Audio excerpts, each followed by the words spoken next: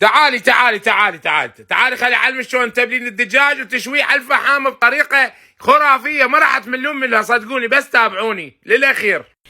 نخليه ماستر، اي ماستر ماستر، هاي مالت الطريقه ما حد ما يعرفها. ونخلي حامض، نترسها شويه حامض، ونجيب شويه خل، اذا يكون خل ابيض هم بعد احسن، لانه خل ابيض مال الشوي مال الطبخ، هذا مال الزلاطات. خبير. اللي يحب الشطه خلي شطه بكيفكم، انا احبها شويه وتروح حرارتها بالشوي على الفحم. هسه اشوفكم شلون تصير.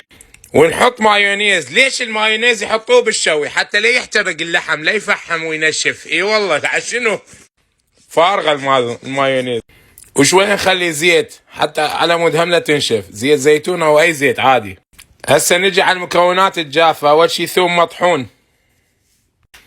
بصل مطحون، وشويه كلش شويه 7 بهارات، كلش قليل. ونحط هذا اللي يسموه اوريجانو، انا يعني لا ادري بيه ورق غار يقولون لا وما ادري. وملح حتى يغزر، ملحه هالشكل.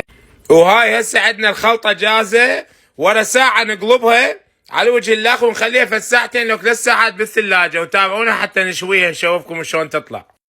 وجينا هنا بدنا نشوي هاي الصلصه، نذبوها شويه بالفرشه ماكو وهالشكل. اي والله. وخلوا بعدين البصل والطماطة فوقها حتى تذب طعمها. والسلام عليكم ورحمة الله وبركاته.